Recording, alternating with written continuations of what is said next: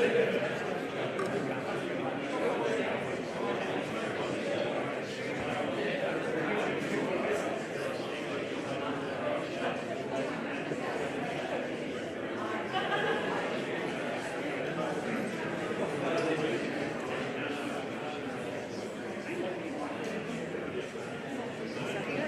bah, c'est incroyable, hein. En fait, c'est tout ce mode-là, parce que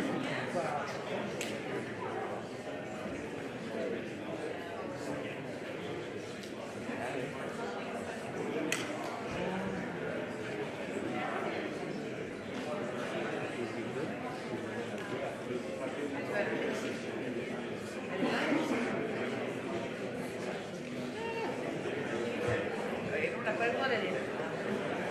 C'est que pour les contrats de ah, moi aussi, j'aime bien les neiges.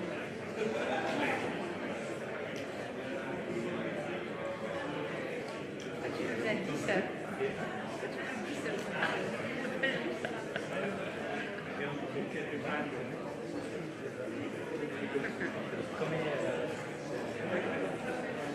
Là, j'ai pas été.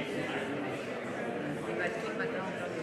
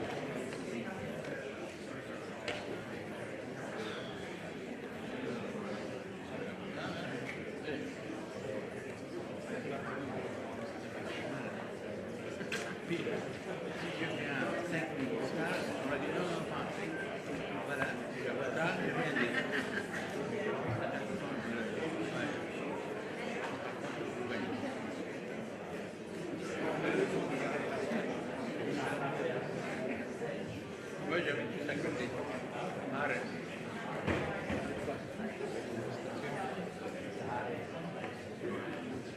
quelle station je prends de la prison. C'est pas de la station. Ah, Il y a deux gars. Il y a une direction en chemin. Et l'autre, il y a il y a deux frères.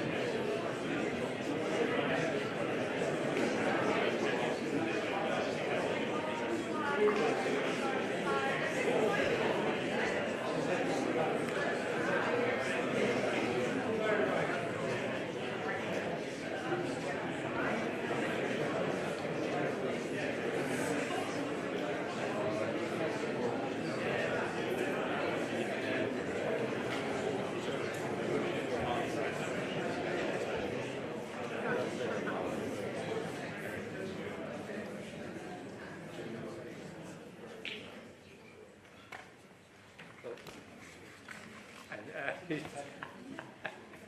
je stond gooien. Tikkie. Mag ik die wegen bij?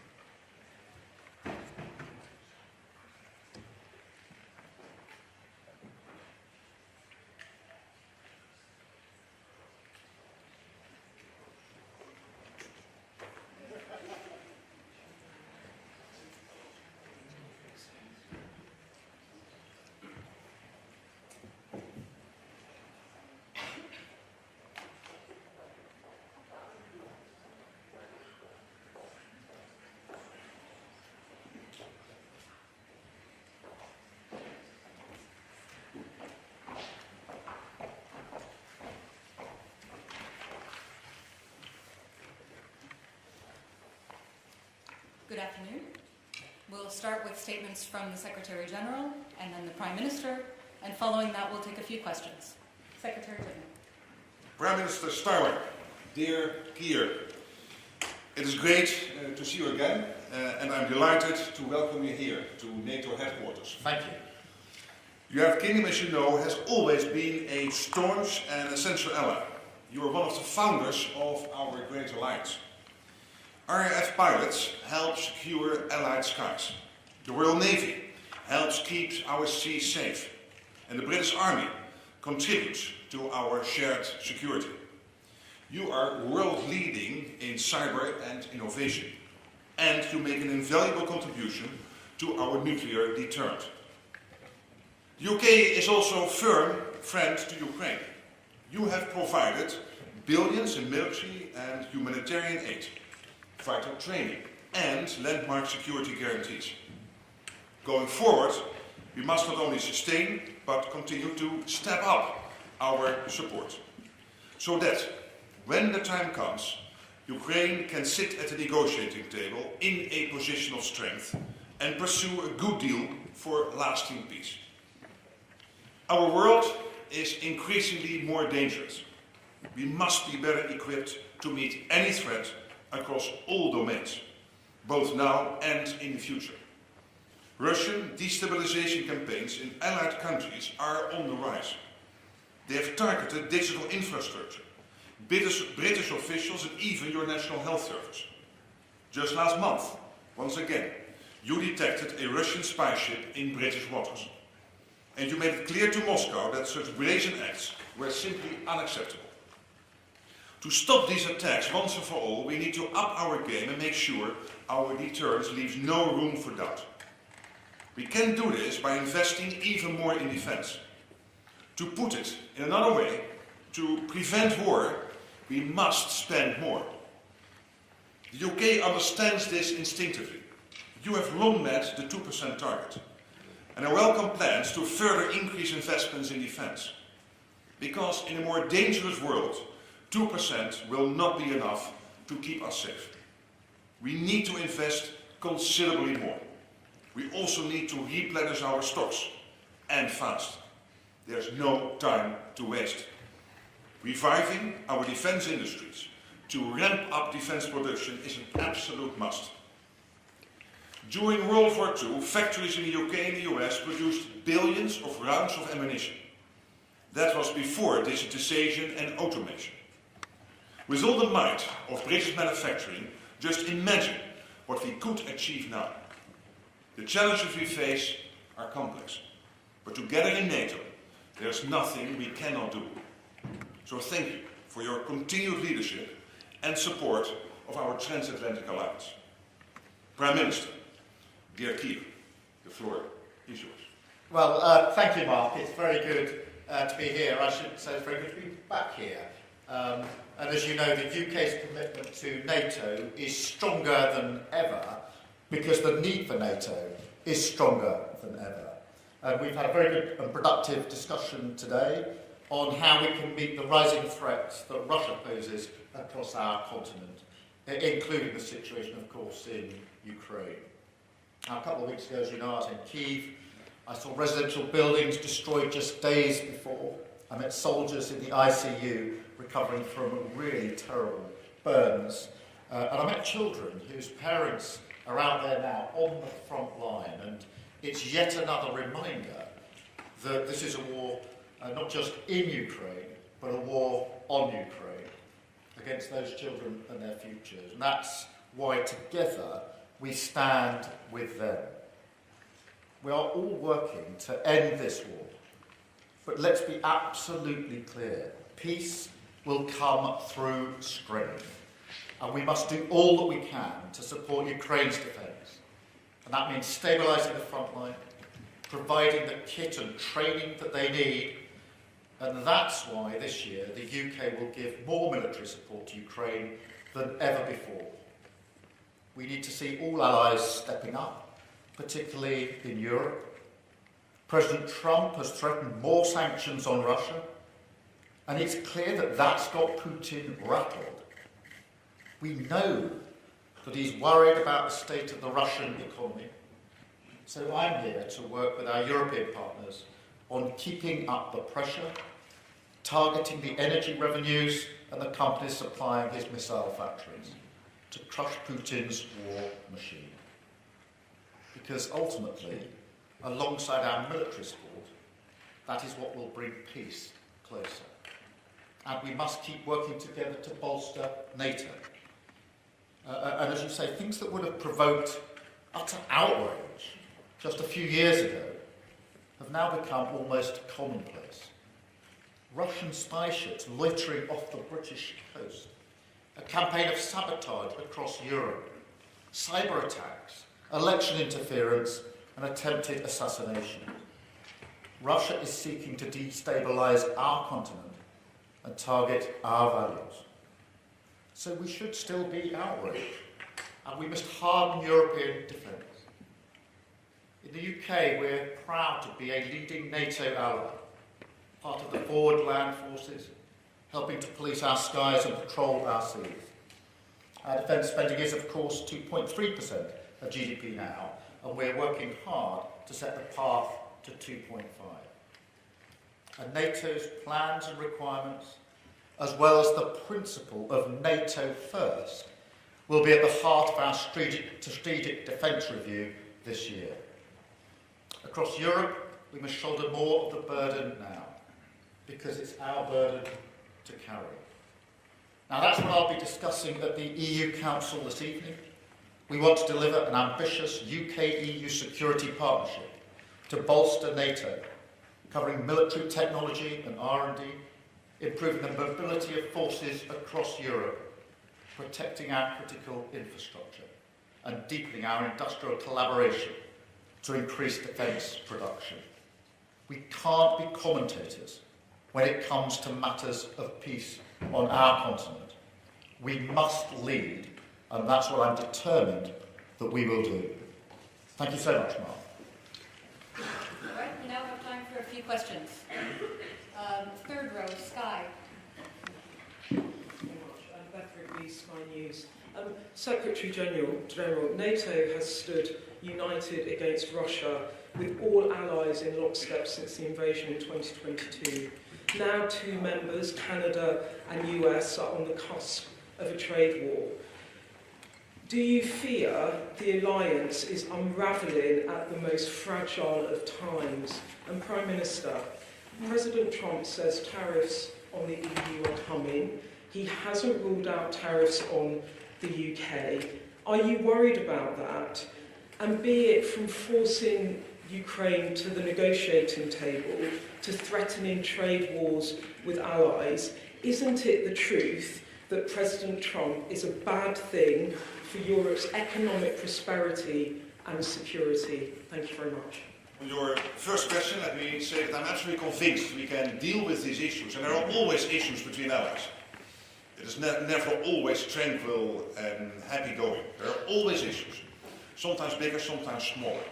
But I'm absolutely convinced that will not get in the way of our collective determination to keep our deterrence strong. And when you talk trade, it is interesting to see that the trade surplus of the US getting into Europe is since 2022.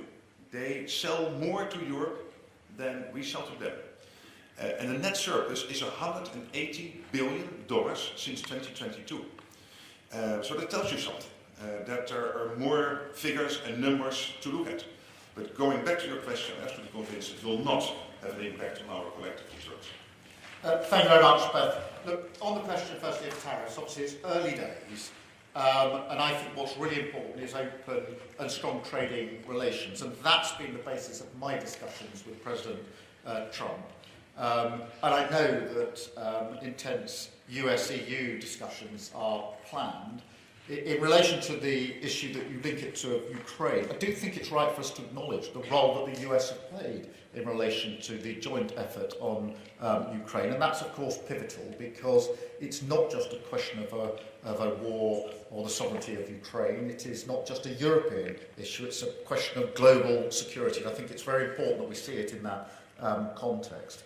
And one thing that's come out of the awful conflict in Ukraine is actually a stronger and bigger NATO, which I think is really important. And as you know, in the Labour Party, we're really proud of the fact that we're a founding member all those years ago in relation to NATO. I think NATO is as important now as it was back then, but it's really important that it's in a stronger position. I think the discussions that we've been having between us today and the discussions I'll have later on this evening are about how we take that forward and strengthen it even further, because there has to be a very strong European element to the defence that we are providing in really difficult times. Thank you. All right. BBC, second row, please. Thank you. Chris Mason, BBC News. Questions on a similar theme, if I may. Secretary General, what would you say to NATO members currently falling out with each other in public over tariffs? And what's your message to the United States and Denmark as they are feuding over territory? And Prime Minister, would you be willing to water down your reset with the European Union in order to keep President Trump on side? Thank you. On tariffs, clearly that is not what NATO is about, so maybe I shouldn't comment too much on that, other than saying that when you look at the defense industrial base, it is clearly, it's very clear that the US is selling much more into Europe than Europe is buying from the US. And by the way, collectively we have to produce much more. There is so much money floating around, and much more will come in because we are spending more. Last year, non-US allies spent 18% more on defense than the year before. So from 2023 to 2024, it was an 18% increase, almost 20%. So we are spending much more. That means more money available for the defense industrial base. And we have to buy it from everywhere. The US has to ramp up, Norway has to ramp up, the UK has to ramp up, the EU, including the big countries like Italy and Spain and Norway, outside the EU of course, but also of course France, and then Turkey. So all these big defense industrial based countries have to ramp up defense production, and there's so much money floating around. And again, what we see clearly is this trade surplus from the US getting into Europe. So there is much more to say to all these numbers than when you look at the, let's say, the aggregate. Greenland? And on Greenland, I said before, what I think is very useful is that President Trump alerted us to the fact that when it comes to the High North, there is a geopolitical and strategic issue at stake. I would say that it's not only about Greenland. This has to do with Finland, it has to do with Sweden, Norway, Iceland, yes, Greenland, and therefore Denmark, also Canada and also the US. And clearly, collectively, as an alliance, we will always look at the best way to make sure that we can tackle those challenges. Look, in relation to the relationship between the UK and the US and the EU, I've always been clear that both are important to us. Now that for me isn't new. I think that's always been the case and will be the case for many, many years to come. That's why in my discussions with President Trump we've touched on issues of trade and on issues of security, both really important in relation to the trade that we already do between our two countries, but also the security, the defence and the intelligence partnership that we've founded over many, many years, hugely important to our collective defence. Obviously, I'm here at NATO today, making the clear case and having the discussions about defence and security, and tonight I'll be at the EU Council. Now, tonight is very much obviously about security and defence, where I do think there's a very important discussion to be had about how we increase our security and defence work together in a very volatile world. But also, I will touch on the wider reset, which goes beyond defence and security, into the fields of energy and into trade and the economy. And so, back to where I started, both of these relations are very important to us. We are not choosing between them, but that's historically been the position of the UK for many, many decades now. All right, we have time for one more question. ITV. Secretary General, these are much more than issues between allies. You have a NATO ally threatening to seize territory from another NATO ally. This is much worse than it's ever been. Isn't it now time that Europe got realistic and started planning for a future of defence that may not include the United States? And Prime Minister, if I may, I know you want to keep a foot in both camps, and I know you don't want to commit here, but you're trying to reset with Europe at exactly the time that President Trump indicates he might be trying to divide and rule in Europe. If he does, and your other European leaders ask you whose side you are on, ours or theirs, what will you say to them? Well, your question about NATO and the assumption that you could run NATO without the US, that is for so many reasons a silly thought. I wasn't assuming. At least European defence without the US. Yeah, but that means that you have European defence without the US being involved. That's what you're saying. That is a NATO or whatever the organization is then called without the US. For many reasons that will not work. First of all, because we are not, as the Prime Minister was saying, as Keir Starmer was saying, when you look at Ukraine, it is not just Ukraine and Russia, which would be bad enough.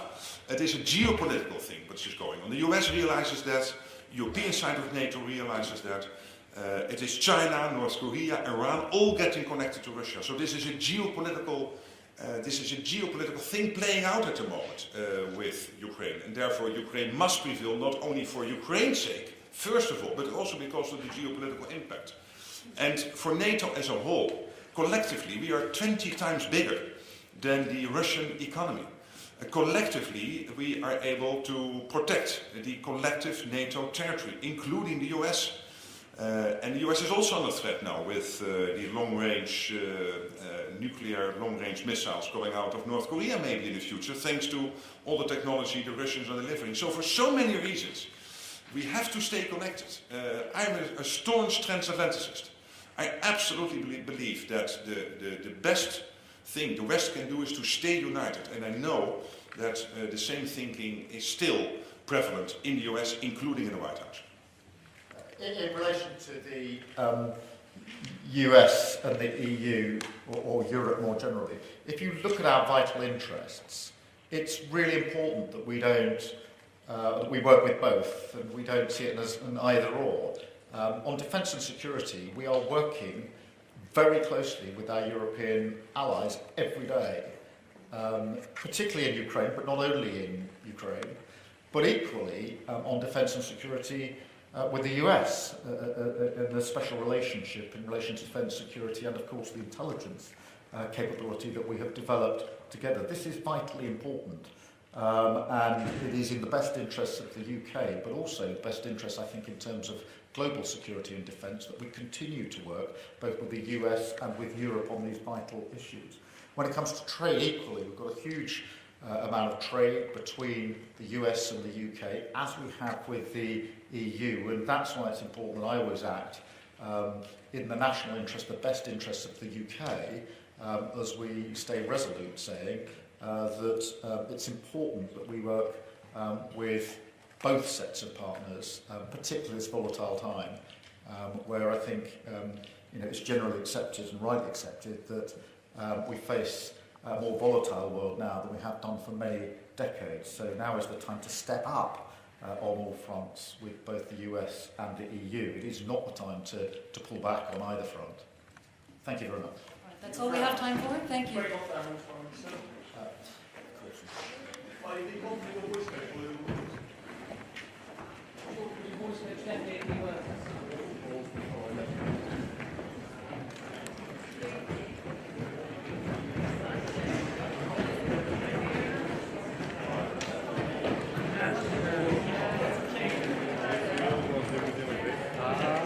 Parce que l'autre, dans le qui se passe là.